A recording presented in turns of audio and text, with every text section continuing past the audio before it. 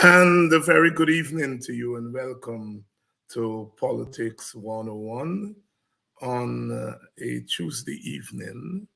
Welcome to all of you, wherever you are joining us from.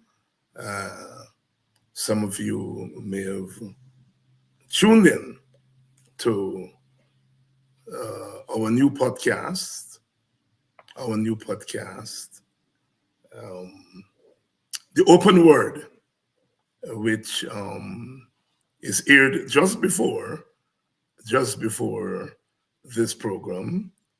It's aired at 6:30. Our new podcast, The Open Word.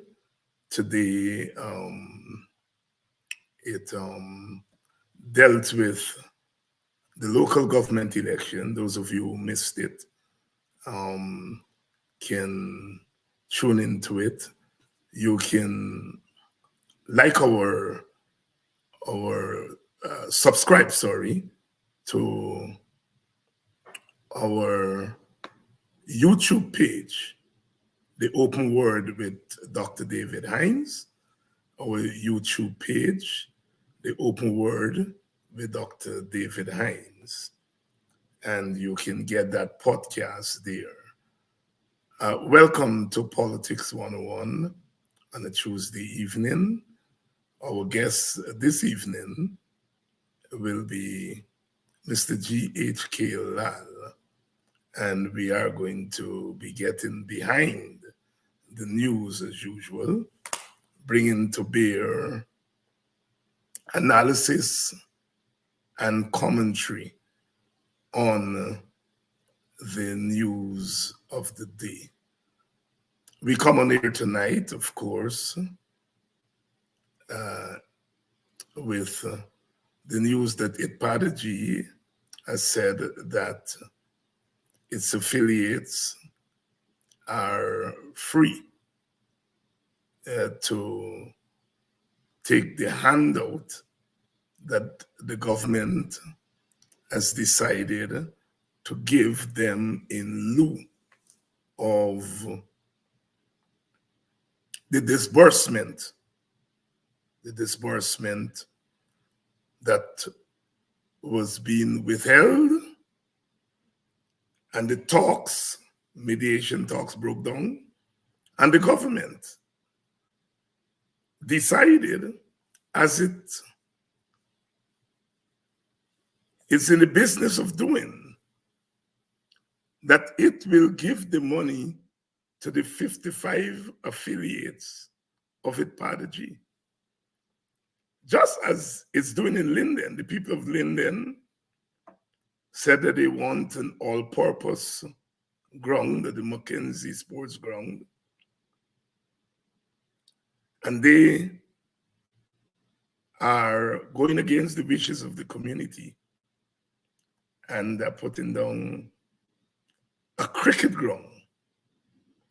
We remember when the issue came up about where to locate the 1823 monument, the same PPP government of that day went against the wishes of the Black organizations that said that they wanted the monument at the parade ground where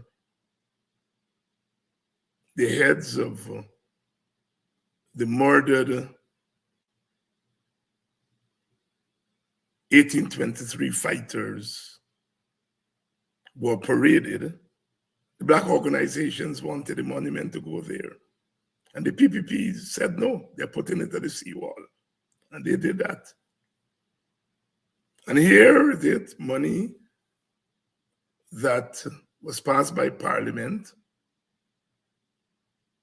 for ITPADG. The government has decided that it will go past ITPADG and give the money to the 55 affiliates of ITPADG. Same story. They went to Moko, they went to the Black communities, they bypassed the leaders and said they're going directly to the people. This is the government that we are dealing with. This is the so-called One Guyana government. This is the so-called democratic government that we are dealing with. One Guyana, but you ignore the representatives of half of Guyana. It is very clear that the control,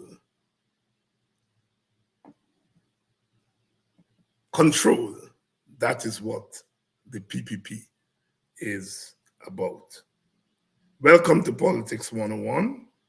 If you're joining us from the United States, or you're joining us from Canada, or you're joining us from the Caribbean, the wider Caribbean, or in Europe, welcome to Politics 101. If you're joining us from Guyana, welcome to Politics 101. Welcome all of you to Politics 101. Again, those of you who missed the new podcast, the Open Word, which was aired just before this program at 6:30 Guyana time, you can get that podcast at our YouTube channel, The Open Word with Dr. David Hines. Please subscribe to that channel. And of course, you can get the podcast there. And the podcast dealt with the conundrum that the opposition is into, or the conundrum that they have before them as it relates to local government election. Two opposition parties, the AFC and the WPA, have said that they are boycotting the elections. The PPP has nominated candidates, and for all intents and purposes, unless the court stops the election, because remember there is a court matter on the elections, the PNC, APNU would be contesting the election. The question then for the AFC and the WPA, would they be asking their supporters to boycott the polls? And if they ask their supporters to do that, would that be undercutting the PNC? Would that be playing into the hands of the PPP? Will that be turning over opposition strongholds to the PPP? The PPP has made clear the local government elections are not simple elections. The local government elections are part of the larger design of control. They already have total control of central government, the parliament, the executive. And if they were to have total control of local government, my God,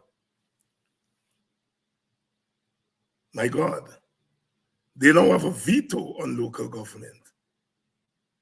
If you now put them in charge of local government and central government, give them total control, it's quite a dilemma for the opposition, And I dealt with that in the podcast, the local government elections and PPP domination. You can catch it there. All right, so we have the local government elections. We have the government's attack on journalists, Kaitro News journalists viciously attacked by the government. The Guyana Press Association president or chairman viciously attacked by the government. The government recently went to Anne's Grove and continued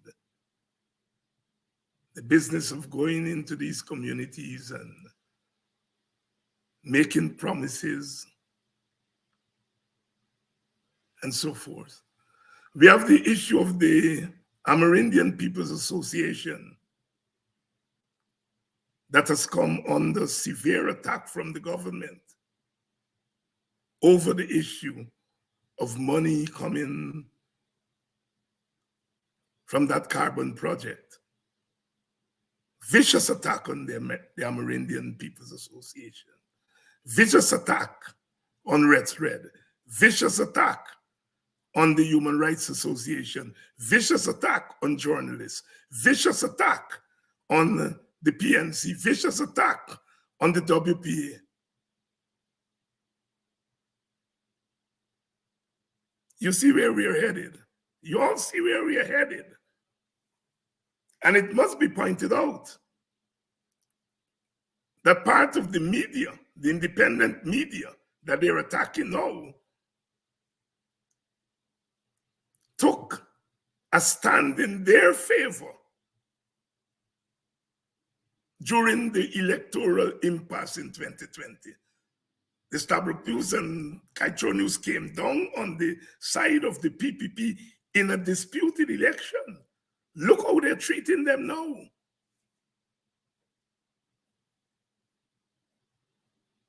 Civil society organizations,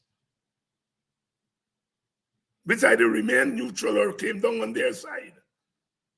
Personalities like Chris Ram, I heard Jack Dio cussing out Chris Ram. Chris Ram came down on the side of the PPP in a disputed election. We call it ungratefulness, but it's more than that. What old people say? What you ask for is that you get. We have a runaway train. That is what we have, a runaway train. So those are some of the issues we're going to be discussing this evening with Mr. GHK Lall, who is ready, and let us bring him in right away. Good evening, Mr. Lall. Good evening. How are you? Good I evening, everyone. am rolling with the punches. They're coming left, right, and center. Punches on civil society, punches on the media, punches on the political opposition. We have a government that is really, really, really out of control. Out of control. No right anymore. No free speech anymore. As soon as you open your mouth, you're threatened with being locked up. You are abused. Where are we heading, Mr. Lall? Well, good evening again, everyone. And the first thing I have to say is that you can only take so many punches.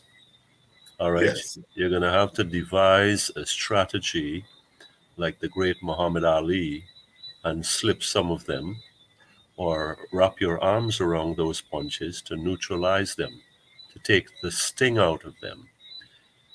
And you covered a plethora of troubling areas in your recital there a moment ago.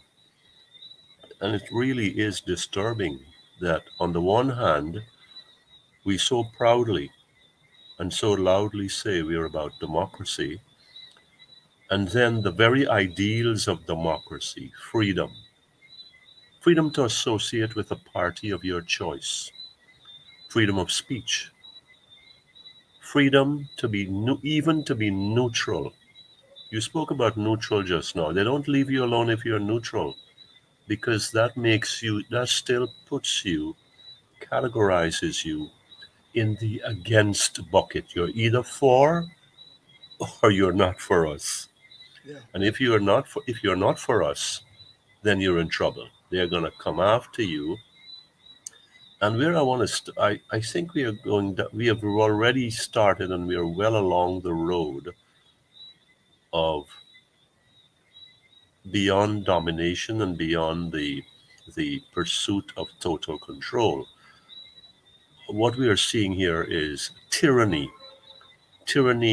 unleashing its disfiguring head, its face on this nation. And it's either that people will join with them, the PPP government, or we'll make an example out of you. I would like to start with that particular example you mentioned about Kaichur News. I know that young lady.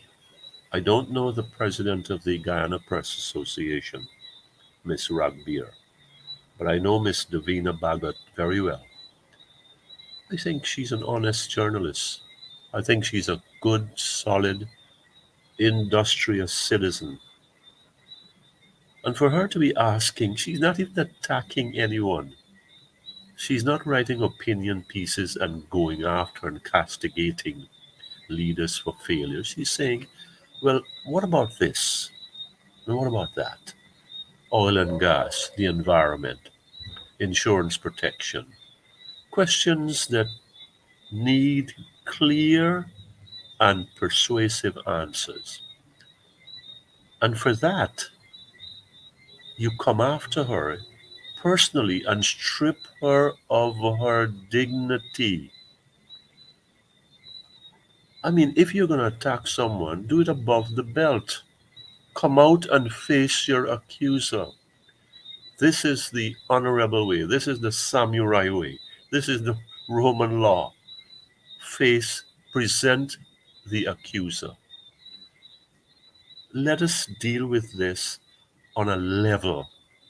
But the government and its agents are not dealing on a level ground. They are going to go underground and they prefer to drag people underground with them. When we respond in kind, when we allow ourselves to be dragged into the gutter, the sewer, then they have won. Because there's nothing separating us from the people who defame others, who viciously attack either the opposition leader unjustifiably, and he has his flaws, or the Guyana Human Rights Association president, or the IPADA G executive,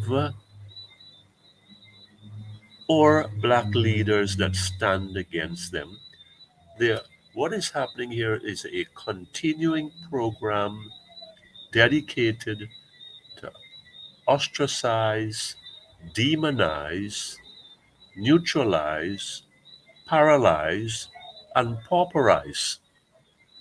And Itpadaji is the classic.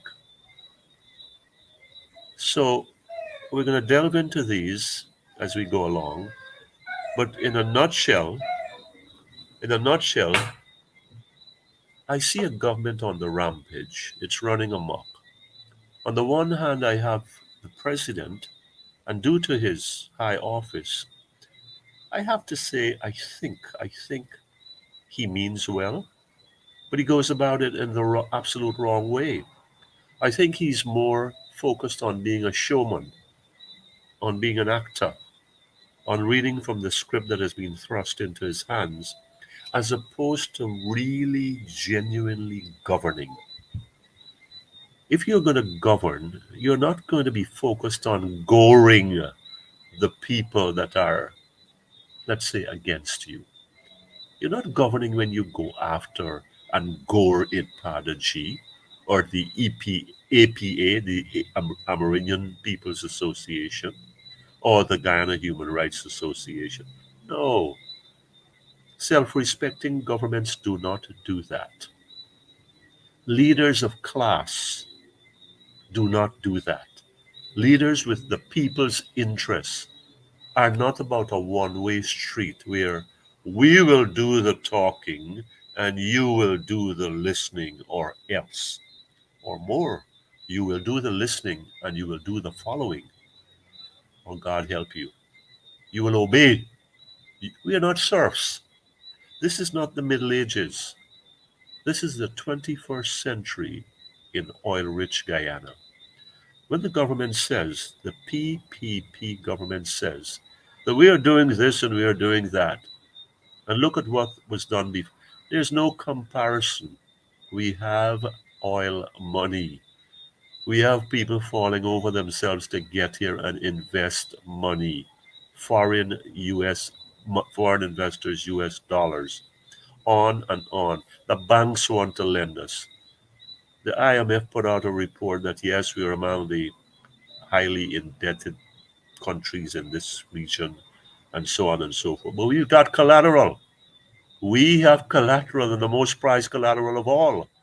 So really, and we've got it by the zillions, and we've got a product that's in demand.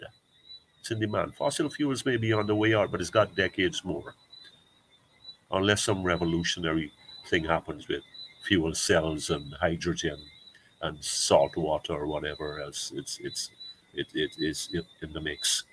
So we are sitting well. So why is our government so insecure that every whisper, every mutter, this program, they have their monitors peering to see what you're going to say and to see what is going to be considered offensive and disagreeable. What is a democracy without dissent, Dr. Hines? Fellow Guyanese who are listening here, what is a democracy without dissent? Honest dissent. I may be wrong, but I'm honestly dissenting because this is how I see it. There's nothing, everything does not boil down to the partisan, the passion. It's about, look, this is the environment, this is common sense, and this is how it appears to my simple mind. This is how it strikes my little way of thinking. It might be peculiar. It's not contrarian for being contrarian's sake. It is about what hurts our people. What hurts our people that they are, Mr. President, what are you going to do for us in Ants Grove? Why do we have to be on our hands and knees or reduced to that state? And we are the richest people in the world. So instead of the care and compassion, the time and the patience, the interest and the embrace that is about a caring government, a respected government, a trusted government, we have this season of viciousness. And I think it's going to be a long season. We are in the winter of our discontent, to use that famous John Steinbeck title for one of his great books. We are in the winter of our discontent, and there's a chill wind that's blowing across this land here. There are only so many people that you can force to bow down to you. Because when the government keeps going down this road, some will kowtow and some will be radicalized. And that is my fear. That is my concern, that some will be radicalized because you have taken away every other option from them. Is that what we want? Is the government trying to provoke a confrontation? That's a legitimate question, I think. Is the government forcing the ante, pushing the envelope so that it can get the kind of response it can unleash its forces and let there be a test case? I don't want that. I don't think any Guyanese in his right senses wants that. I do not think that the foreign investors want that. And I don't think that will be good for anybody. Government, people, opposition. We can lambaste and label each other forever. But at the end of the day, once we are within the 83,000 square miles, and we call ourselves Guyanese, we're going to have to find a way to work this out. Are we not even having that conversation?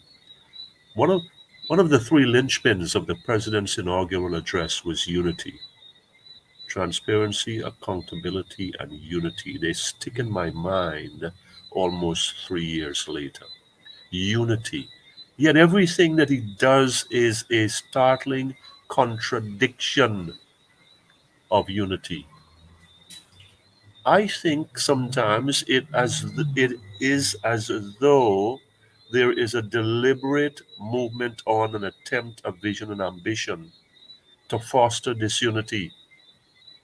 Yes, we have one Guyana. It's a wonderful slogan. Who can argue with that? But one Guyana for whom? and one Guyana of what for the others that are not within that one umbrella? These are the questions that we are not asking. We are rushing over them. These are the things that, in a time of plenty, we should have had the luxury of sitting down and saying, well, we've always been this way. Where can we be different, and how can we be different now? That higher ground that has always eluded us.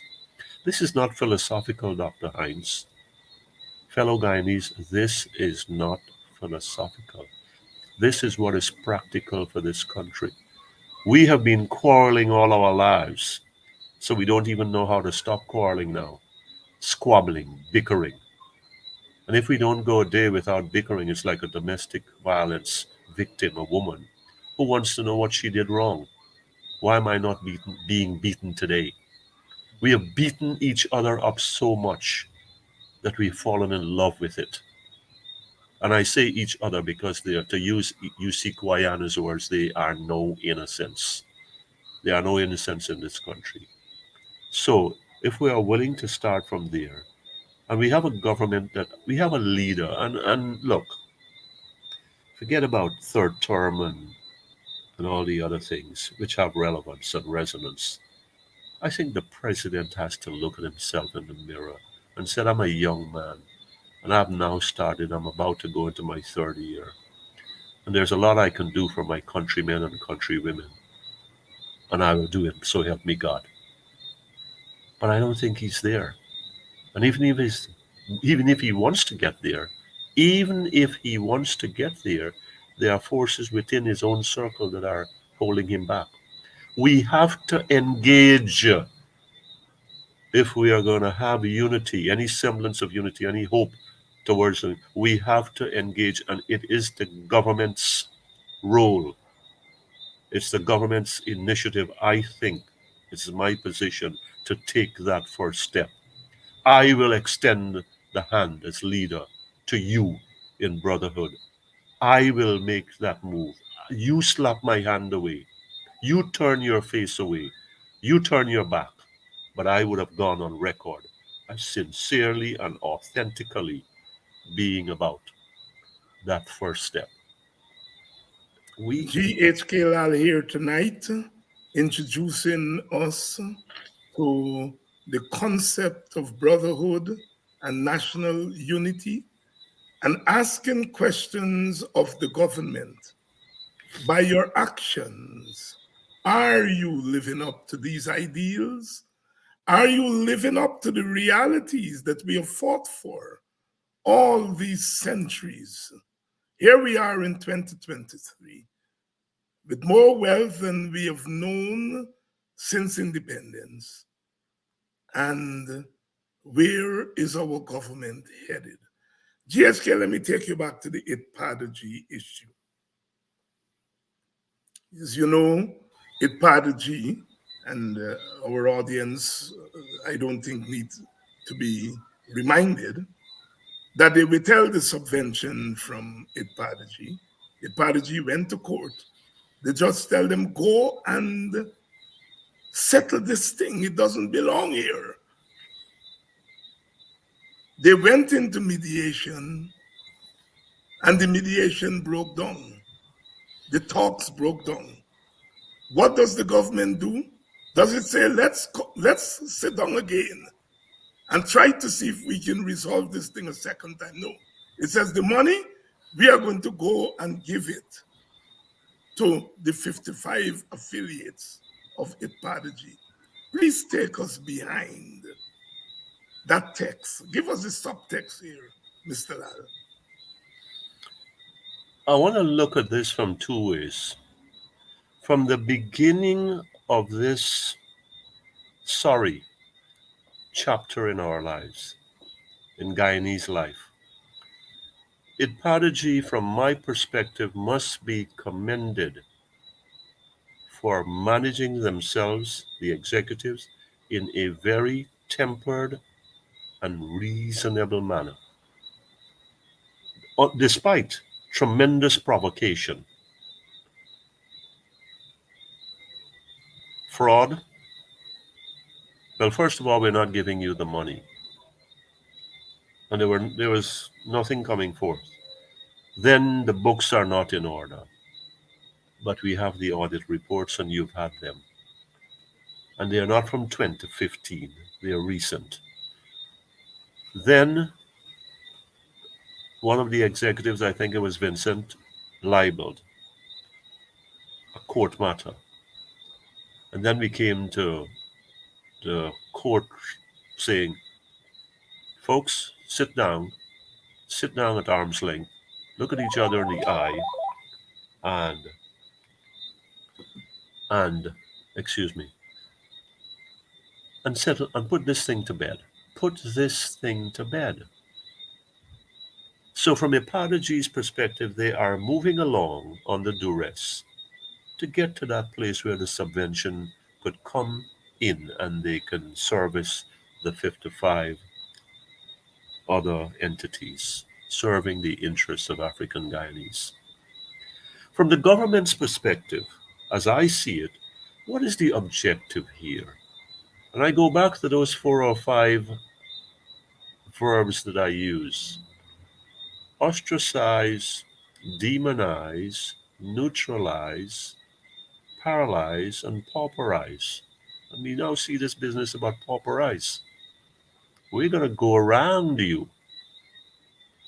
You sit down. Are you sitting down in good faith?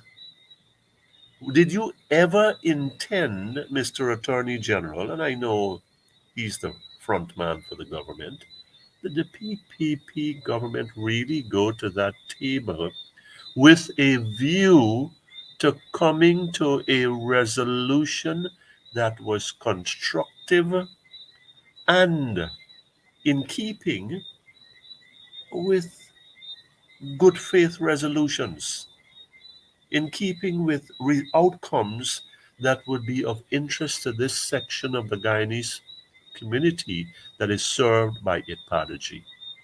The talks broke down. You'd think that you'd have several rounds more of talks and you'd inch forward, like trade unions, back and forth, back and forth. But no, right away, the talks broke down and that's the end of the matter. And lo and behold, almost immediately, within a few short days, the government shows its hand. And perhaps that was the hand all along. We are going to shove you aside, as we have done in other places before, parliament, village councils, Amerindian village councils, and we are going to do this our way. So, 4 organizations, if I have this well, 4 entities, 4 African entities under the IPADA G umbrella, according to the AG, came forward and said, well, we don't like how things are happening, or we have been victimized, or something like that, shortchanged. I'm using my words. Well, all right, let there be a sit down here. But there's no such thing. Let's thrash this out. Instead, 2% of that 55, yes, that's 2%, I think. And 411, that's 8%. Yes, 4 out of 55. 8%. And so the show is stopped. Everything is over.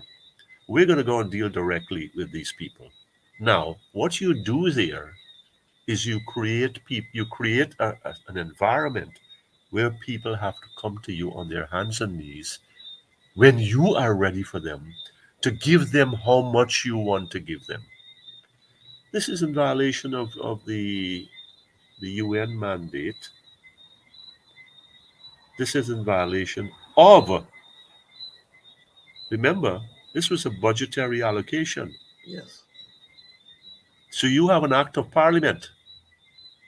You have an act of parliament via the budget mechanism that $100 million goes to IPADA-G for this year, 2023, and it will take care of that, maintain its books, and make available its books for review whenever.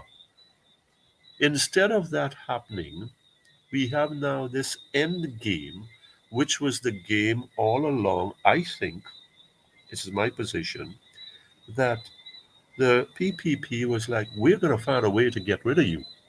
We're going to neutralize you, and then we're going to paralyze you, and we don't care what the court says. I think that Nigel Hughes and Vivian Williams have look, this is a court matter. We really can't say much. It is still live in the courts. We can talk about it in our little way. But clearly, I am not seeing governance here. I go back to that word. I'm not seeing governance. I'm seeing a government out to gore it prodigy and paralyze it out of existence. I am seeing divide and rule, divide and diminish, divide and dilute. And you will have, and I like, I like today's development. And I must thank the people at Prodigy for striking the right notes every time. We will not tell our people what to do.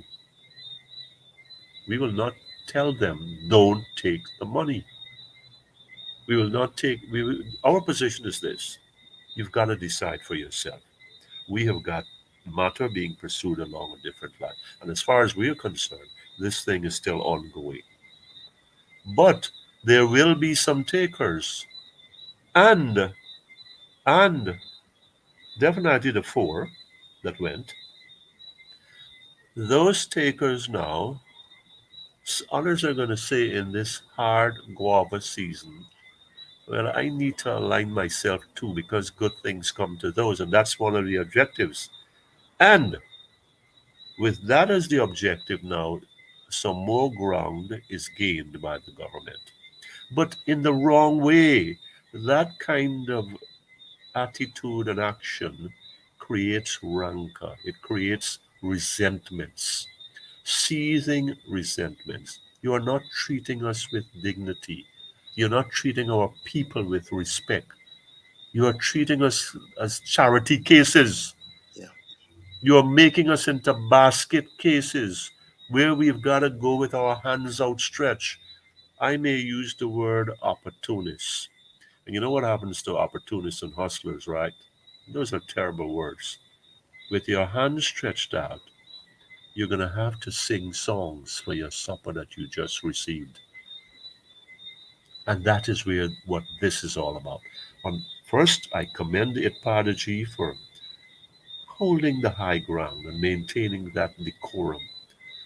I wish I could say the same thing about the PPP government and how it has conducted itself in this rather sorry affair. Again, we keep going down the same road, and I ask myself, and I ask you, Dr. Hines, to what purpose? This is governance. This is democracy in action. This is unity. If the answers to those questions are yes, then I belong on another planet.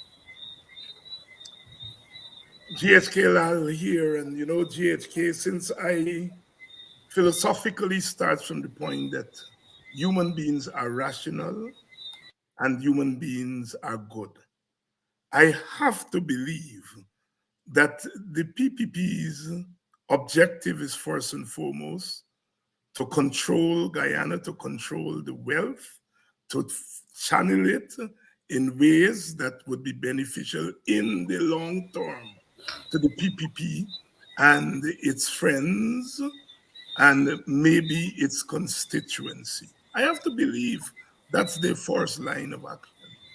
And that they've come to believe that it is possible to do so if you neutralize, ostracize, and you make people who support the opposite party, you make them docile, and then you will get ahead. I don't think that they're figuring that as you ostracize, as you divide, as you neutralize, you're also, as you said earlier, radicalizing. and that it is that radicalization that would lead to a confrontation. I'm giving them the benefit of the doubt. I'm assuming that they do not start by saying, we want a confrontation. I'm assuming that they start by saying, we want to dominate and control, and we want to use this oil money to recreate Guyana for the next 50 years. And that in order to do so, the biggest obstacle is African Guyanese. So we've got to neutralize them. We've got to make them docile. And they go ahead and do that. And I think that they do not figure in the third factor, and that is what you mentioned, the radicalization and ultimate confrontation. Yes, you wanted to say Before you go on, there are two things. something. You may have the best intentions in this world, and let's give the government, the PPP government, the benefit of that for sake of discussion. You may have the best intentions in the world, but the best intentions, if implemented in the wrong way, which I see what is happening here, they certainly are not the best intentions, and they're implemented in the wrong way, it cannot be painless. It cannot be seamless. That's the first point I want to make. The second one, you said you believe in the innate, inherent goodness of man, and I do too. And man is a rational actor. But I'd like to share this one with you. We are rational people in that we rationalize our irrationalities. To our mind, in our minds, the irrational is rational. Irrational, yes. And that is what is happening here. GHK Lall, their wisdom here this evening. Welcome to Politics 101, Behind the News with GHK Lall. We are in troubled times. We are in interesting times, not for the first time in the life of our nation as an independent nation and before. These are interesting times. Now, GHK, yesterday was nomination day for local government elections. 3 of the 6 commissioners have said that they do not believe that the arrangements in place for the election can deliver an election that can stand the test of integrity, electoral integrity. And so they have no confidence in the election. The opposition PNC has argued that even with a crooked election or crooked arrangements, from a pragmatic standpoint, they cannot give up control of those municipalities and neighborhood councils where they are guaranteed to win. So they have to participate from a pragmatic standpoint. 2 of their opposition partners, the AFC and the WPA, have said that they're not participating. And at least the WPA had indicated that it was going to call for a boycott.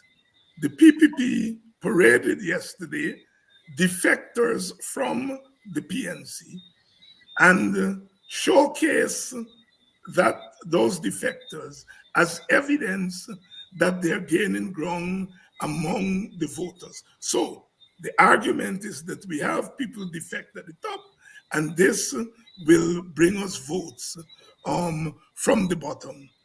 With local government elections with low turnout generally, but with the PPP showing its hand that it intends to use the local government elections not as a form of democracy, but as a form of control and domination.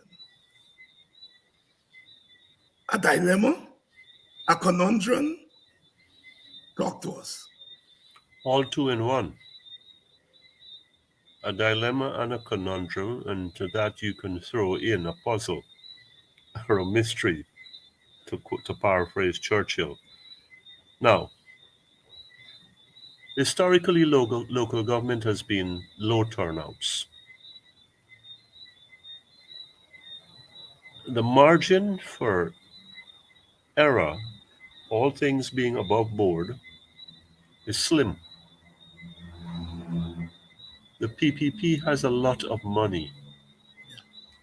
a lot of resources, technology, cash box, boots on the ground, the media, the preponderance of the media on its side, and so on and so forth. I think it could make some inroads here. And that's without going into any electoral skullduggery. So I'm beginning to ask myself whether the WPA call has some prescience to it. Because you have these defections, that's on the one hand. Then the next instance, you can buy votes. And I see the president took umbrage at that in Demerara Waves late this afternoon. I woke up this morning and I well, I think the president again is engaging in that kind of great acting ability, which he keeps refining, as though he doesn't know anything about money being splurged about to buy favor, to influence people, to show the PPP flag. Okay, I mean, he's big into taking out photographs with a couple of black people here and there, and look, it's not just a photo op. There's opportunity for those people, Yeah. right? And they're human too. It's a matter of survival. So if you've got the money, you can make the difference. You can close the gap. And I think that this is a threat to the PNC. I don't think Linden is under threat or New Amsterdam, but I think Georgetown is in play. I am going on record now that I think that Georgetown is in play. And please read through the lines there, folks. Hmm. But the opposition is brimming with confidence, and it says we are on the move and we are ready and we are prepared. And sometimes, well, I do hope so, because we already have central government stalking this land and casting a very long and fearful shadow over it. If you've got local government in the bag, then what is left? What is left there now? We are not talking about control anymore. We're talking about total control now. Yeah. And so, what is left now are these little pockets, these little isolated pockets of objection and resistance, like this program. And so, you become sitting ducks. You're there. There are too few of you. But sticking with local government here, or using local government as context, we have now the concern right from the get go that the mechanisms are not ready for a robust and comprehensive and credible electoral process at the local government level, which is what, a month away, 2 months away, June 13th, 14th. I don't think the thing is ready yet. And that's just the layman. I don't like how where GCOM is now. GCOM has become one of these shadow organizations. It is there, it has some presence, but does it have substance? Does it have the kind of substance that brings trust in it? When I look at how the deputy is organized, the deputy has been appointed, and some other things, and some people that I happen to know who are there. What really is going on here? Local government, I think, the PNC really didn't have a choice. It had to contest. But is it contesting with its hands tied behind its back? In other words, that the cards are marked already, that the result is set. So Georgetown is a strong one, and I'm focusing perhaps inordinately on Georgetown. But you lose Georgetown, which has never happened before, then where are we? Georgetown has been strangled of funds. The mayor, the city council has been prevented from doing anything about collecting revenues, meaning taxes, doing something about its rates and taxes.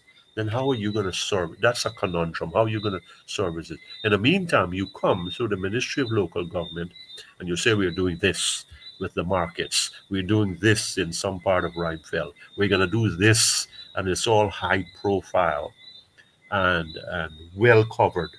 And people are sitting back and say, well, perhaps if the government throws its resources here, it would be a good thing for the Garden City. We could get back to that state. So all these things are percolating and they have relevance now, especially given the state of Georgetown. I am in Georgetown. Let me make this straight. I am not voting in any elections. I've said that one, two, three times before, and I'm saying that here. So I can speak very, very freely and openly as to where I stand with this. I'm beginning to lean more towards the WPA and say that perhaps a boycott of local government elections, given where things are, may have been the best possible choice to make in the circumstances.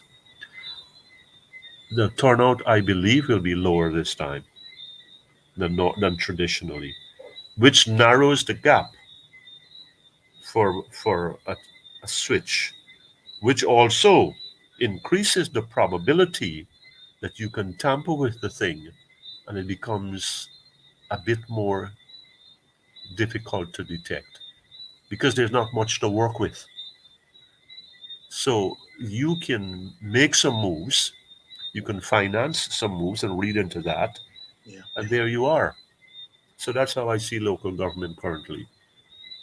Yes, and I think that you're right. It's both a conundrum and a dilemma. I mean, the PPP has enough money to buy votes on the ground, but also to buy folks who are in control of running the election.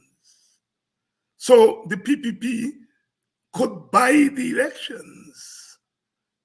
Either way, buy it from the bottom or buy it from the top. And that's the dilemma, the conundrum there that the PNC has to deal with. Can it mobilize enough of its people to go to the polls to nullify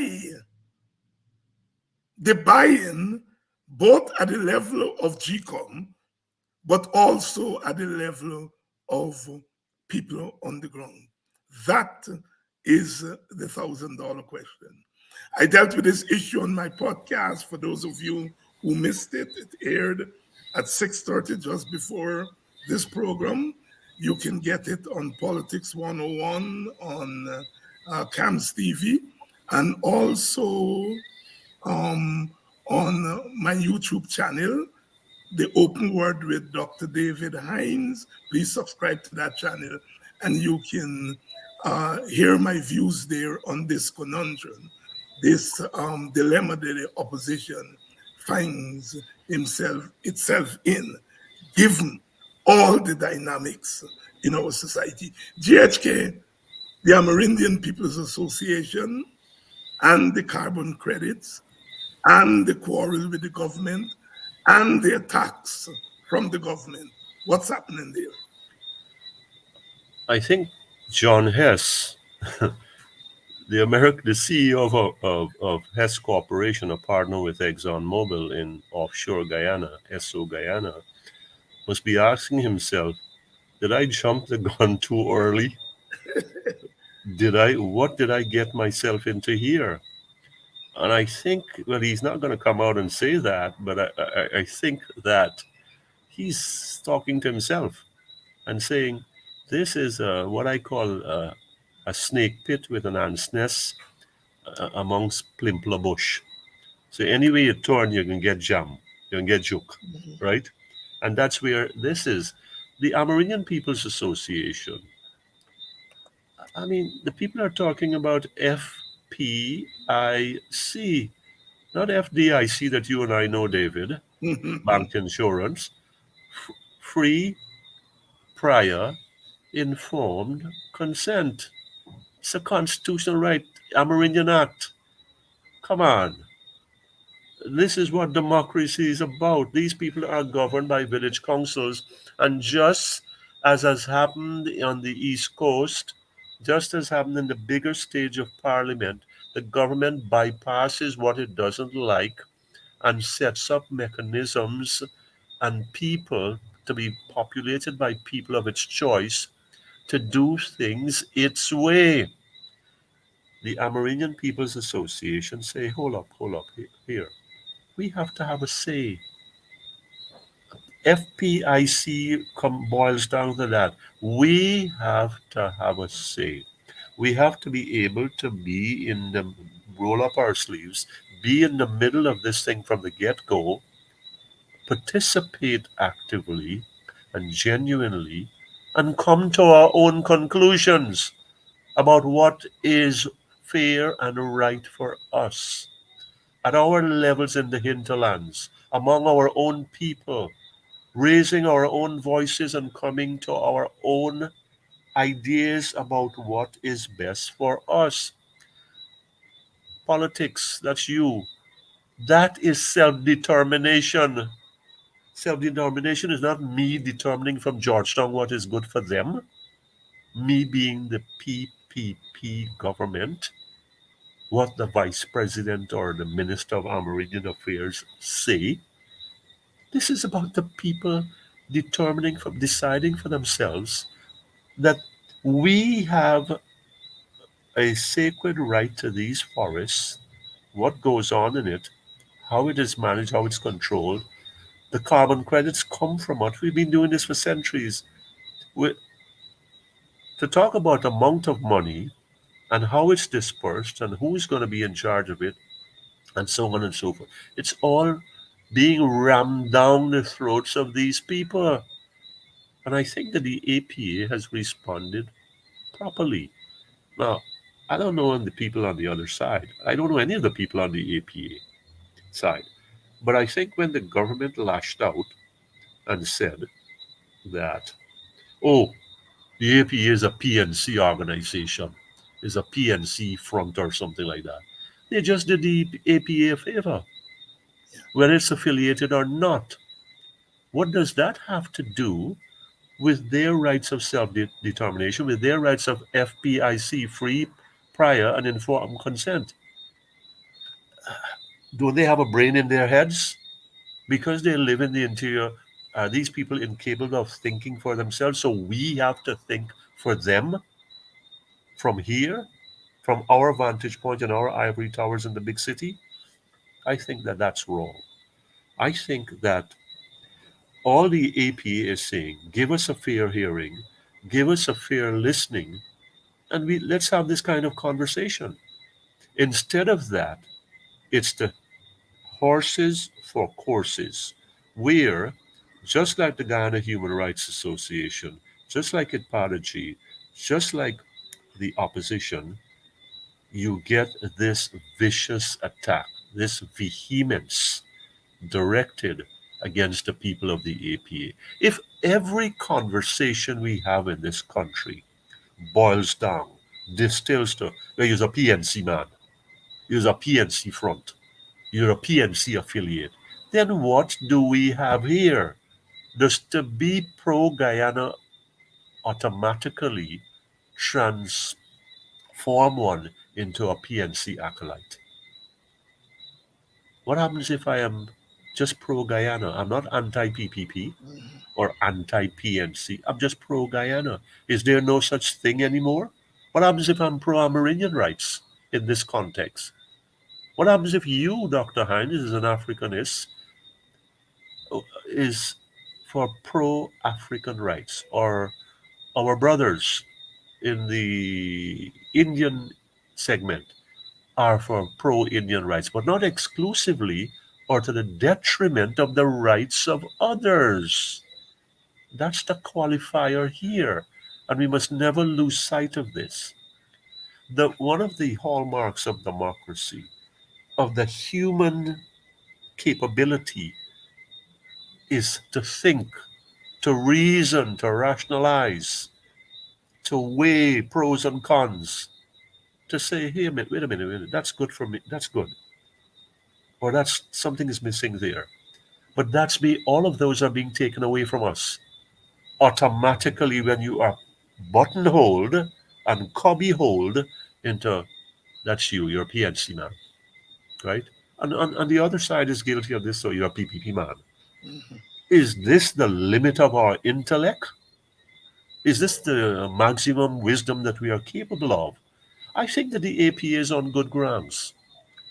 The Amerindian People Association is on good grounds. It is fighting for what is right for the indigenous people of this country. You get a few people and you throw some money at them, and you arrange things with them, and you send them on a trip on a junket, and they feel good about themselves. They see some bright lights. That's not governance. I mean, that's positioning things for specific outcomes that could be very deleterious to the interests of the majority of those people in the villages. Look, carbon credits mean that the what's it? The fossil fuel companies, it's the oil companies, have been given a license to flare more. So they're taking our forests and use it as the collateral, so to speak, or as the vacuum, the suction to give them, I'm using this rather crudely, to cover for whatever they do out there, which we really don't have a handle on, right? So everywhere we turn, we're losing. But the relevant point here is that the Amerindian people are raising their hands and saying, not so fast, brothers, not so fast. Let us pause here. Let us recalibrate and let's revisit how we've approached this thing. And for that, you're going to take their heads off? I think that we really have to have a revolutionary rethinking of governance in this country. This heavy handed, unilateral, one dimensional form of leadership and governance can only last for so long. And I think that our fellow Americans, David, have got to be perturbed because this is not good for stability in the long run. The government may fool itself and tell itself that, listen, we have things under control, and we really aren't particularly apprehensive about this. Okay, be that as it may. The fact of the matter is that outsiders are looking on and saying, what is really going on in Guyana? Is it a safe investment? I come from that community where political risks are weighed in. Sovereign risk, default risk, political risk, and then you got the whole series of financial risk. So political risk is a vital component of an investment decision. It has weighings attached to it, right? This is the granularity to which sophisticated investors go into. When hedge funds, $100 billion hedge funds, the Carlyle Group, BlackRock Group, Fidelity, where I work for, another one where I work for, you're talking of people with 30 plus thousand and 70 plus thousand employees in the Boston area.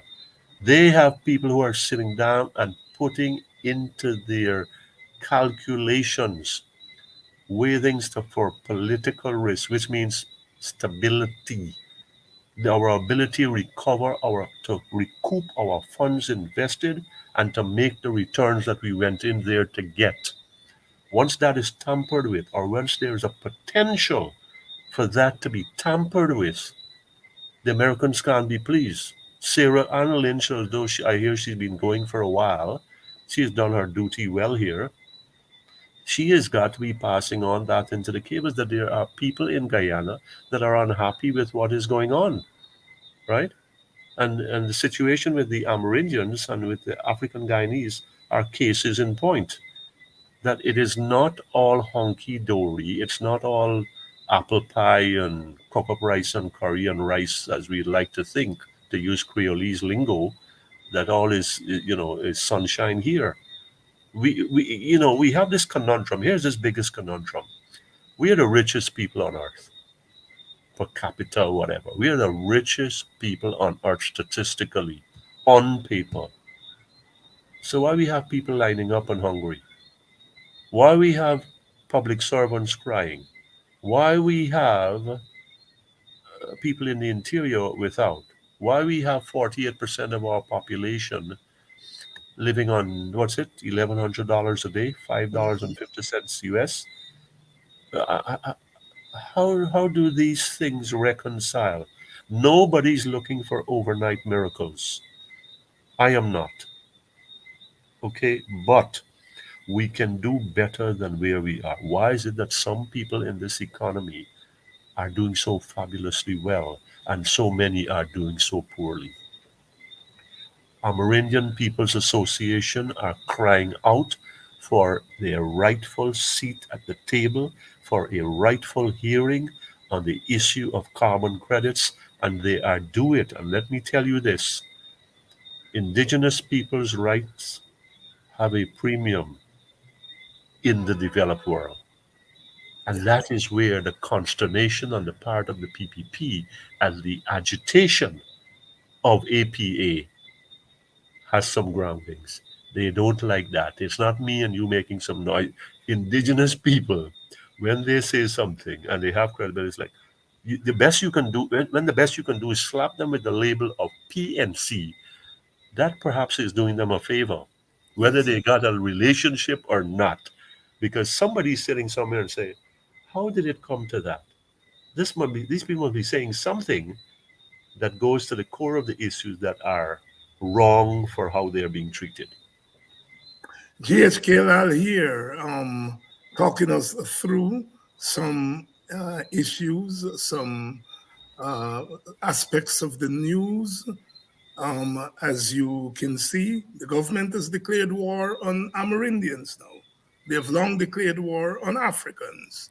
They've declared war on Human Rights Association, Transparency International, the Guyana chapter. They have declared war on the media.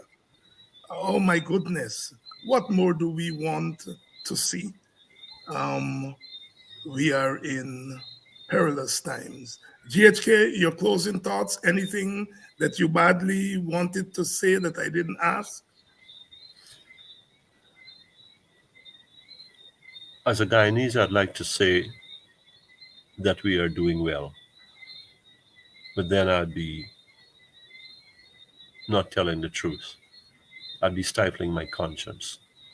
I want to see the government do well, because if the government does well, then a greater number of Guyanese across the national spectrum is impacted positively. African Guyanese, Indian Guyanese, indigenous Guyanese, and mixed Guyanese. So it is counterproductive on my part, on anybody's part, to say, well, let us bring them down. What we can do is hold their feet to the fire. And that's where we are here. Now, philosophically, many may differ from me, but I'm saying we can twist arms, we can bend ears, and we can get in faces to say, this ain't right. And that's what we are doing here. And if that is going to get us in trouble, and that is going to put us on dartboards and put targets on our backs, well, I say, like Martin Luther, here I stand. Do whatever you have to do. I have to do what I have to do. And that's not a cliche.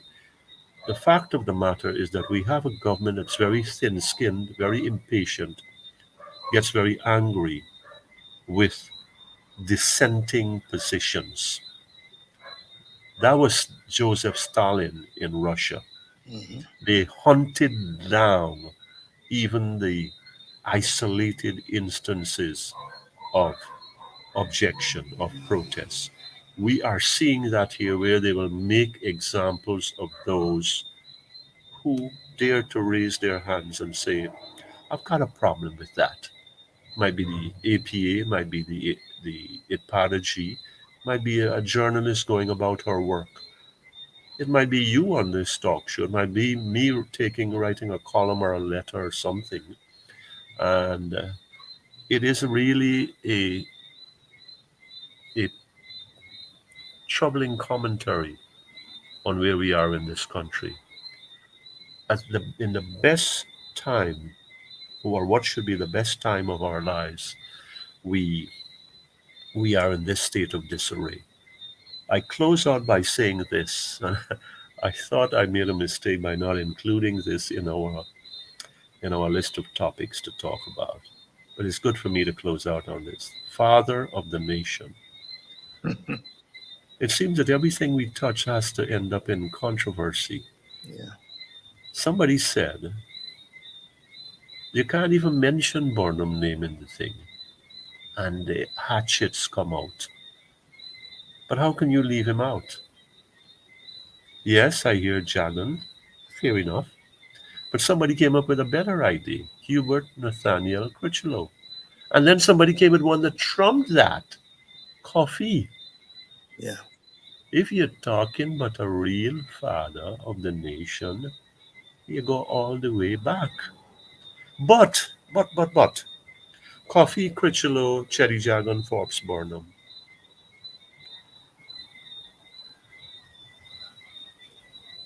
they all have played their parts. But when we come to this point that we hate a Burnham so much, then there's too many knots inside of us. And unless we can untie those knots, unravel those knots, and straighten ourselves, then we can have all the oil in the world and all the patrimonies, and we'll still be in the same place. I know this thing, I can tell you. And these are my parting words to you, my fellow guidees. If Forbes Burnham or Chetty Jagan were here today, we would not be dealing this way with the Americans, with Exxon, with Hess, or with anybody. We would be in a better place. May God bless you all. Thank you very much, Gabriel. And what a note to end on. Uh, uh, whatever you say about Burnham and Jagan, they were nationalists. And they believed deeply in this place called Guyana and the wider Caribbean. They believe deeply that government should be used to empower people and to lift those at the bottom up. Whatever else you can say about them, and there are things that were not so hunky dory about them that we can say, but they believe deeply in this space called Guyana, that it was more than just a physical and geographical space, that it was a consequence of the long night of struggle against oppression, and their attitude to big countries, powerful countries, would have been totally different. Their attitude to the patrimony that is now ours would have been totally different. Thank you very much, GHK, and I shall see you in 2 weeks. Thank you. And to you, our audience, I want to say thank you very much. You can catch my latest podcast called The Open Word with Dr. David Hines. I dealt with election, local government election, and PPP dominance. You can, it was aired just before this program at 6:30, but you can catch it on Politics 101 Facebook, CAMS TV Facebook, or on our YouTube channel, The Open Word with Dr. David Hines. Please go and subscribe to that channel so that you can be alerted when the podcast is going to be aired. I want to thank you all so much for coming out. Tomorrow night, I'll try to get someone from the PNC to come on to talk us through what all of us are going to be consumed by. And that is the coming local government election, and where the PNC stands at this pivotal moment when the PPP has made it very clear, come hell or high water, they want to control every form of government in this country of ours. We cannot allow them to do that. We cannot allow them to do that. And so we have got to be vigilant. One race from the same place that make the same trip on the same ship. So we must push one common intention. It's for a better life in the region. For we women and we children. That must be the ambition of the Caribbean and the Caribbean and the Caribbean.